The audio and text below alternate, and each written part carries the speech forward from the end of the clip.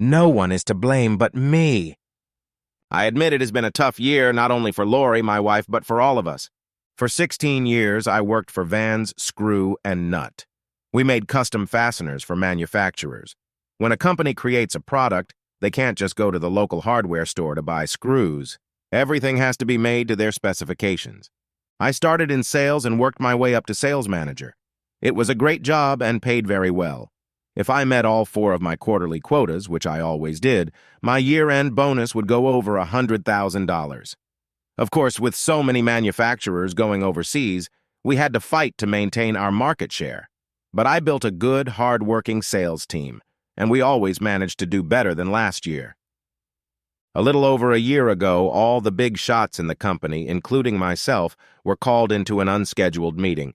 We were all very shocked to learn that the owner of the company was retiring and was in secret negotiations with a California conglomerate to buy the company. We were sold. A new CEO was introduced, and we were all promised that our jobs would be safe and nothing would change as far as management was concerned. This turned out to be a lie. Within 2 months, heads began to roll. I saw the handwriting on the wall and started looking for a new job, but my time came before I found anything. After patting me on the back and holding a 10-grand severance package in my hand, they walked me right out the door. At first, Lori and I didn't worry too much, but as the months passed, I began to realize how the economy had changed over the years I had my warm job. Not only had most of the manufacturing gone overseas, but a number of the domestic firms that remained were buying their fasteners from overseas. I wondered how we stayed so strong, but that was no longer my concern. I needed to find a job. At this time, Lance, our 17-year-old son, was graduating from high school. I had mixed emotions when he announced he was going into the Army right after graduation. With all that was going on in the Middle East, I feared for his safety, and of course we would both miss him terribly. On the other hand, I was glad we didn't have to pay for college because, frankly, we just didn't have the money. About 5 months after I was downsized, it became clear that finding another job for $100,000 wasn't going to be easy, so I started setting my goals a little lower. To fill what I was sure was a temporary financial gap, Lori started looking for something too. In fact, she found a job before I did. She was hired as a low-level secretary for a software company. It didn't pay much, but it was still more than my unemployment check. A month after Lori started working, I took a sales position at Enright Automotive. They did aftermarket car parts. For the first couple months, I got a token paycheck during training. After that, I was assigned a salary plus commission. It was never going to be a high-paying job. One guy worked for them for 12 years and was the highest-paid salesman there. He only made $60,000 a year. You can imagine the strain that puts on our budget. We were used to all the financial trappings of a wealthy family. We lived in a nice house with a solid mortgage and had 2 Cadillacs, only one of which was paid off. This one was mine. It was a 5-year-old CTS. Lori drove the same model, but we had only bought it a few months before I was laid off. We also had several credit cards, most of which were already maxed out. Lori and I missed our evenings on the town, too. That was another advantage. After all, if you can't enjoy life, what's the point of having money? We went out all the time, dinner with friends, sometimes dancing, sometimes a show, a play, or maybe a concert. It wasn't like a regular date at all. We just kicked up our heels when we felt like it. It usually happened 2 or 3 times a month, and sometimes more often. Unfortunately, it was one of the first things to suffer when we had to start to scale down. It seemed to be harder on Lori than it was on me. Growing up, her family had more money than I did. I didn't start having fun and enjoying myself until I started college. But my wife partied with her dad and mom all the time.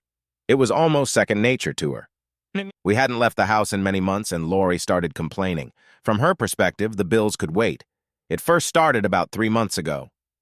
"Skylar, we have to do something. I'm going crazy sitting at home night and day doing nothing. I want to go out like I used to. I want to have some fun." Lori always had a bad time. I sat at the kitchen table going over our bills. Slowly, very slowly, we were just starting to climb out of the hole little by little. I looked at my beautiful wife. "Sure, no problem," I replied sarcastically. "Just tell me which of these bills not to pay." She just stared at me, For a moment, I thought she was going to scream, but whatever she was thinking, she kept to herself. As soon as I said what I said, I felt sick to my stomach. It wasn't actually such a terrible request.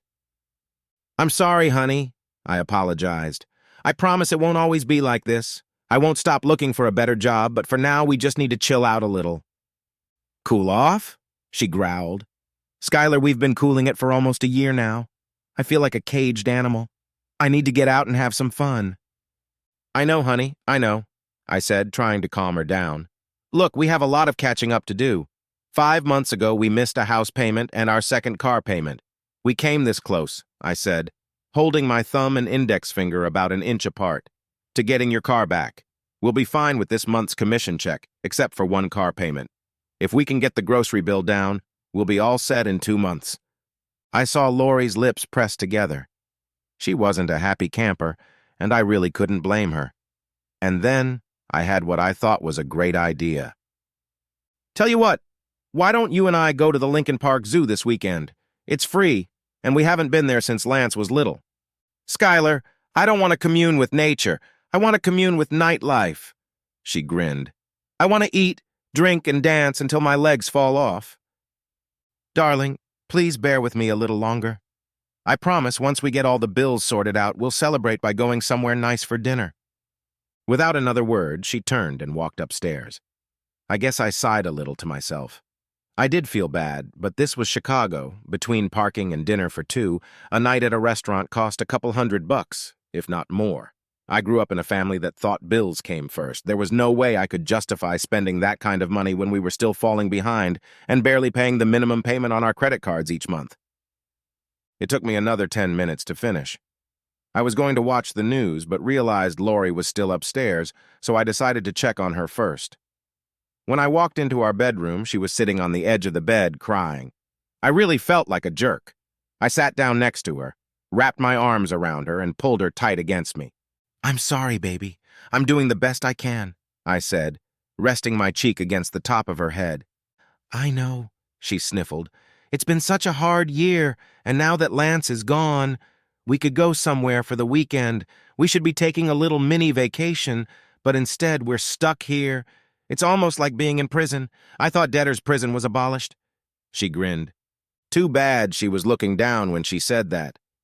If she had been paying attention, I'm sure she would have seen the anger on my face. Our house wasn't a prison. Hell, I didn't even want to buy it. I thought it was too big and too expensive, but once she saw it, she just had to have it. Now I'm fighting hard to keep it, and she calls it a fucking prison. I had a choice. I could either open my mouth and tell her what I thought of her analogy, or I could walk away. I chose the latter. Over the next 2 months, the relationship between Lori and I got even worse. Conversations seemed to get shorter and less meaningful. We spent less and less time in the same room with each other. Lovemaking became less and less frequent, and Lori's participation dwindled. Her cries of passion turned into sobs, and the magic was disappearing from the bedroom. She made no secret of her displeasure that I hadn't asked her out, but I couldn't help it. Yes, we both needed a release. I agreed with her, but not until we had at least paid our bills. I promised her a night on the town in the near future, but that didn't seem to appease her. It all came to a head on Friday after work. I came home in an exceptionally good mood. I had just gotten a good contract, and with the commission I would receive at the end of the month, I would finally be able to spend some quality time with my beautiful wife. Unfortunately, I didn't get a chance to tell her about it. When I walked in, she was coming down the stairs, dressed as if for a parade. "Wow," I said as I watched her come down. "What's the occasion?" "I'm meeting some of the girls from work. Don't worry," she said with sarcasm in her voice. "They pay for everything." Right from the start, something didn't seem true to me. I immediately got a bad feeling. As far as I knew, Lori had never cheated on me, but you don't put on the sexiest dress in your closet to go out with girls. Besides, my wife was a proud woman. I couldn't imagine her going out and letting her friends pay for everything. It would be like charity. Only if she was out with a guy did she let someone pay for the whole night. I felt the hair stand up on the back of my neck. "Yeah, so who are these girls? What are their names?" She didn't even seem bothered by my question. "Just some girls from the office. You don't know any of them." You didn't answer my question, Lori. I may have been born at night, but I wasn't born last night. You don't dress up to go out with your girlfriends. Who are you going out with? Are you on a date with a man? Oh, don't be silly, she said nonchalantly. I told you I date girls. If you don't believe me, there's nothing I can do about it. You're just paranoid because you have a guilty conscience. At that moment, I heard a car horn. I looked outside and saw a cab in our driveway. You're taking a cab? Yes, but I'm going to have fun tonight. God knows we can't afford a DUI. So I thought it would be wise. I suppose the girls pay for it too? I asked angrily. To tell you the truth, yes, they do. She leaned over and gave me a quick peck on the cheek. I have some leftovers in the fridge from last night. You can heat them up in the microwave. I might be late, so don't worry about waiting. And with those parting words, she walked out the door. I looked to see if anyone else was in the car, but from what I could see as she slid into the back seat, she was alone. I went into denial for a while. Sure, I knew Lori was angry, but I just couldn't believe that my wife was actually seeing another man. Heck, we had a son together, a life together. She wouldn't cheat on me, I told myself. There was just no way. I took the leftovers out of the fridge and stuck them in the microwave, but since my food was warming up, so was I. I wanted so badly to believe she was just having a good time with her friends from work. But come on. I went to the computer and found the number for the cab service. When the dispatcher answered the phone, I told him I needed the address of the cab that had just left my house and then gave him my address. I wasn't sure what privacy issues they would have, but the guy on the other end of the line had no problem giving me the information. Plato's house, 3560 Elmhurst Road. I knew the place. In fact, Lori and I had gone there a couple times. It was a romantic restaurant with an attached bar that had a lot of dimly lit corners. Not the kind of place a woman goes to have fun with her friends, more like where a guy takes a woman to seduce her. By the time the bell rang to signify that my dinner was ready, a knot the size of a softball had formed in my stomach. I thought husbands and wives were supposed to stick together when things got bad, not betray each other. Heck, I thought, maybe I'll go to Plato's for dinner myself. The place had two entrances, one for the living room and one for the restaurant. If I entered through the living room, I wouldn't have to deal with the hostess. I wasn't interested in drinks, so I walked past the bar straight into the restaurant. A quick survey of the place showed my wife sitting at a table with another man. She was sitting with her back to me, but there was no doubt that it was her.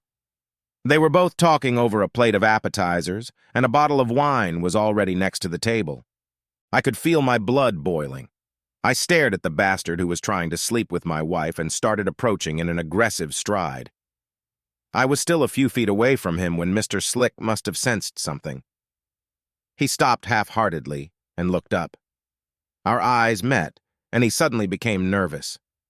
I was only a couple feet away when Lori looked over her shoulder to see what her lover was looking at. "Skylar!" she shouted. "What are you doing here?" "I came to meet your girlfriends," I said venomously. "Who is this asshole?" "Hi," he said, starting to get up.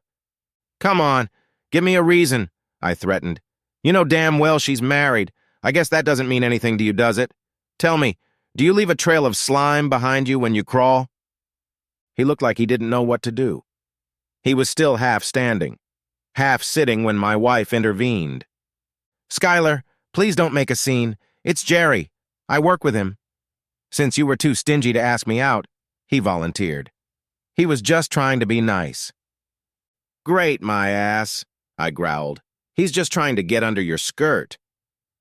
I looked at Jerry again. He must have decided he didn't want to question me because he sat down again. "If you try anything with my wife again, help me. I'll drag you across town on a rope tied to the bumper of my car." "Come on, your evening is over," I said to my wife. She hesitated for only a second, but like Jerry, decided not to test me any further. "I'm sorry," she said to Mr. Cool as she stood up. I think all eyes in the place were fixed on us, as I took her hand and led her out the front door. In the car, neither of us uttered a word. Once we entered the house, however, everything was different. "What the hell was all that about, Lori? You tell me. Did you suddenly decide I wasn't worthy of being your husband anymore?" "No, of course not. I just wanted to get out of the house and have a little fun for a change." Who's that, Jerry? How long have you guys been dating? I asked, getting angrier and angrier by the minute. He's just someone I work with, and we haven't met. We've had lunch together a couple times. That's about it. I mentioned that we weren't dating anymore like we used to and told him I missed it. He offered to take me out to dinner and dancing, and I accepted. Well, shoot me, she stated mockingly. I don't believe it, I said, almost shocked. I thought our marriage was stronger than this. We're going through hard times and you're ready to leave me? Who said anything about bail? I work every day now, too. I deserve to enjoy myself once in a while. If you won't take me with you, why should I say no to someone who will? Because you're my wife, damn it, I said, raising my voice. That's why we're supposed to be a goddamn team. She didn't say anything back to that, but I could tell by the look on her face that she was mocking my words. Is this what I have to look forward to? Being married to someone I can't trust? Do I really have to worry about who you're with or what you're doing when you disappear from my sight? Tell me, what were your plans for the end of the night? Were you going to sleep with him? Of course not, she replied sharply. I looked at the woman I'd been married to for almost 20 years, and for the first time I didn't trust her, not one bit. I don't believe you, I said. You lied to me when you told me you were seeing your girlfriends, and it didn't even bother you much that I didn't believe you then. Why should I believe you now? I admit it's been a tough year, but a wife should stand by her husband. Remember what we said to each other at the altar, richer or poorer, in sickness or in health. At that moment, my thoughts were as clear as a bell. Our marriage is over, I declared. This time her mockery was verbal. Don't be silly, she said dismissively. We're broke, don't forget. You can't afford a lawyer. How are you going to get a divorce? Heck, you can't even afford to move out. I wish I could come back with an intelligent answer, but truth be told, I was too stunned. I guess some people just don't know how to cope. She obviously stopped loving me and stopped respecting me. 19 years later, my marriage fell apart just as quickly. I probably would have broken down and cried, but I was mad as hell. Without another word, I went upstairs and started packing my suitcase. Lori waited a good 10 minutes before coming over to see what I was doing. What's this? She asked sharply. Oh, I realize you can't take me out to dinner, but you can afford to stay the night in a motel. Great! She shouted, turned around and walked out. Enright Automotive contracted to have most of their inventory made overseas, but we made some of the goods ourselves. We had a small factory adjacent to the offices. It had a large shower room so the workers could clean up before going home, and there was a couch in the reception area of the office building. A shower and a place to sleep was all I needed for the moment. When I walked down to the lower landing with my suitcase, Lori was in the kitchen. She called out when she heard the door open, but I never stopped to hear what she had to say. I threw my clothes into my car and drove off. I hadn't gone a mile down the street when my cell phone rang. Sitting in the car with my seatbelt on, I couldn't reach it even if I wanted to, so I switched it to voicemail. It only took me a few seconds to get interested in what she had to say. Once I got to the office, I pulled my phone out of my pocket. I pondered all the way there. I thought I'd hear a crying Lori apologizing and begging me to come back, but instead, Skylar, you're acting like a child. I told you I wasn't going to sleep with Jerry, and I meant it. Now get your ass home. It's not exactly what I expected. I'd left everything in the car except for a few essentials. No point in letting everyone at work know what was going on. It was still early, so I went to the break room and watched a little TV to try and take my mind off my problems, but it didn't work. I couldn't help but wonder what would have happened if I hadn't gone to the restaurant. Would she really have gone home after doing a little dancing? I guess I'll never know for sure. But I had my doubts. Even if she did, that slug, Jerry, didn't look like someone who would give up so easily.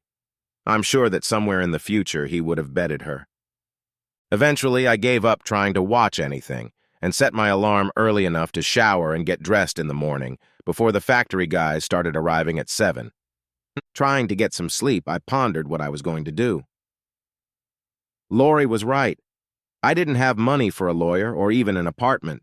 I'd have to figure something out. Lori showed contempt for our marriage and for me personally. There's no way I'm crawling home with my tail between my legs. I was actually a little surprised when the alarm clock woke me up the next morning. I couldn't believe I had slept so well on that couch. The damn thing was a torture device. I showered and got dressed before heading over to Denny's for a leisurely breakfast. I'd kill some time there until it was time to go to work. I was sipping my fourth cup of coffee when the solution to my problem hit me like a flash. Of course, it was so simple. Why I hadn't thought of it before was beyond me. Back in the Enright's parking lot, I pulled out my cell phone and took a picture. The first thing I did when I sat down at my desk was run an ad. 2 days later, I took the day off. I had a few errands to run. Knowing Lori would be at work, I drove up to the house and found the papers I was looking for in our personal file cabinet. On my way out, I grabbed a spare set of keys. Later that afternoon, I checked into the motel and called Lori. As soon as she heard my voice, she started up again. "It's about time. Are you done with your little tantrum yet?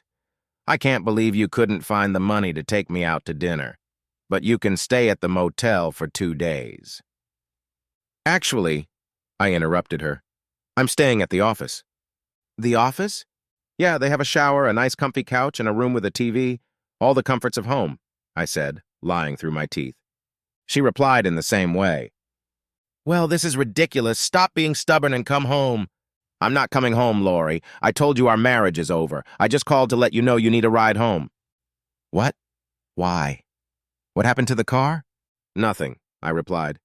Your car drives 1,000 times better than mine. A short silence followed, as she undoubtedly tried to understand what I was saying. Skylar, what are you talking about? I sold my car and got $18,000 for it. That's more than enough to hire a lawyer for the divorce and the down payment on the condo. Of course, since I'm in sales, I still need a car, so I took yours. I stopped by our house this morning and got the licenses for both cars and the spare keys to yours. Skylar, she shouted, you can't do that. What am I supposed to drive? Actually, since both cars are in my name, I can do it. I haven't taken anything off the books. All the bills are paid for the month, so there's not much left. But if you budget, you should have enough money for food and cab fare. If you run out of money, I'm sure Jerry would be more than happy to take you out to dinner, provided, of course, that you give him what he wants. Suddenly, she spoke with a very depressed look. Skylar, please don't do this. I never thought you'd actually go this far. I'm sorry I shouldn't have gone out with Jerry, but I was angry. Honestly, nothing's gonna happen. Lori, you lied to me, went on a date with another man behind my back, and then treated me with contempt and showed absolutely no remorse when I caught you. Face it, Lori, you don't love or respect me. You made that clear as day with the way you talked to me last night. Skylar, I'm sorry. I'm sorry too, Lori. We had a good run when life was easy, but when things got hard, we let each other down. He was surprised to hear sobbing on the other end of the wire, but it didn't matter anymore. He continued, the house is in our names. It's our only worthy asset, so it needs to be sold as soon as possible. He heard her aghast. Sell the house? Skylar, do we have to do that? Lori, we're up to date on the mortgage now, but I'm no longer paying for the house, and you won't be able to pay the installments every month. Yes, it has to be sold immediately. I figure we could each walk away with $50,000 or $60,000. You can buy yourself a decent used car and get an apartment. Skylar, I don't want a divorce. Please, can't we talk about this? I'm sorry, Lori, it's not about what you want anymore, so do you want to call the realtor, or should I? Epilogue. Lori was standing on the sidewalk in front of her apartment looking up at the gray sky when she heard a flock of geese screeching off to the north, a welcome reminder that spring was just around the corner. She trudged through the melting slush to her 10-year-old Honda and headed toward Starbucks to meet up with an old friend. She was looking forward to meeting Julia. It was a typical Chicago winter with cold temperatures, lots of snow, and slippery roads, so Lori spent most of her time cooped up in her apartment when she wasn't at work. Julie had already taken a small table in the corner and was sipping a latte when Lori walked in. They greeted each other with a girlish kiss on the cheek before Lori got in line for her Colombian brew.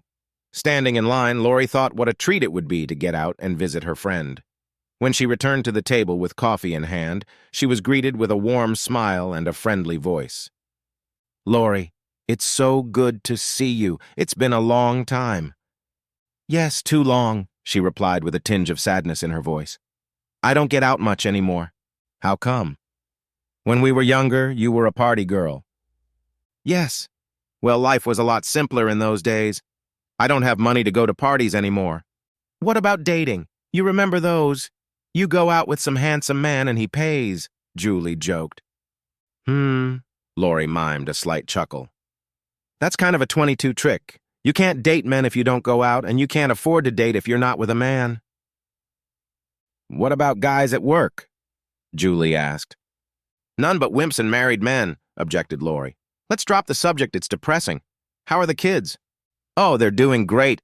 Charlie Jr. just got a promotion at work, and Debbie's in her 3rd year of college. They're growing up so fast, aren't they? Sure, Lori replied. Lance has 1 more year left on his contract, and he's already talking about re-enlisting. He's loving it. How's hubby? Charlie's doing fine, working as hard as ever. Lori caught the shy look on her friend's face. What?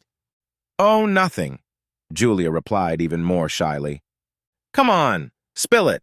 You were going to ask me something. Well, I was just wondering if you've seen Skylar. Not since we signed the divorce papers. She thought about it for a second. God, that was already 2 years ago. Why do you ask? I was just thinking, I'm not sure I should tell you, but it's probably best to hear it from a friend. What? Is he okay? Yeah, he's fine. I ran into him the other day and we talked. He's what, Julie? Come on, spit it out. Okay, he's getting remarried. Even though she knew it was long over, Lori still had a hard time accepting the news. She felt her eyes instantly begin to water. Her voice oozed sadness. It doesn't surprise me, she said quietly. He's a great guy. Her eyes lowered as she admitted, Sometimes I think back on what we had together and wonder how I could have been so stupid. She took a sip of her coffee, then lifted her face and looked at her friend. I really loved him, I really did. It just got so bad with all the bills and everything that I started feeling sorry for myself.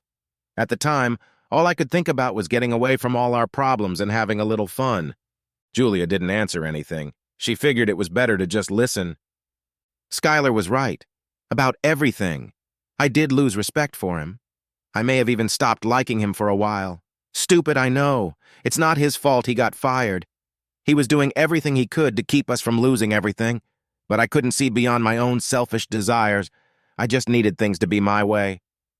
I remember one time Skylar suggested we go to the zoo for the weekend, but I wanted a night on the town, so I shut him up cold. Heck, he was even right about Jerry. That was the guy he'd caught me with at dinner. Skylar had asked if I planned on making love to this guy at the end of the night. I denied it, of course, but between you and me, I had every intention of doing just that. Oh, Lori. Yeah, I know. Believe me, Julie, if I could do it again, I would do it completely differently. Is he still living in that little apartment he got? Oh, no, he left there a long time ago. I guess you haven't heard. Again, Julie hesitated to bring it up. What now?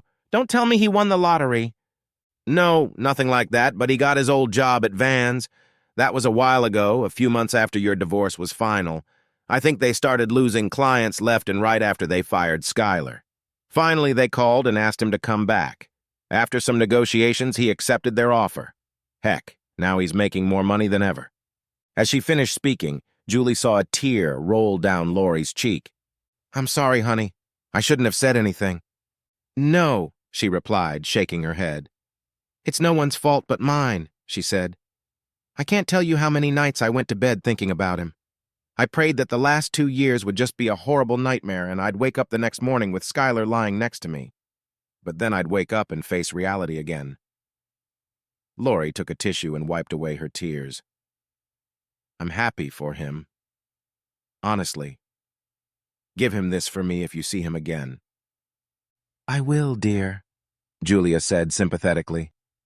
The girls changed the subject and talked of many other things. When they finally parted, Lori pretended that everything was all right, but as soon as she got into the car and was out of sight, she couldn't stand it and cried, End!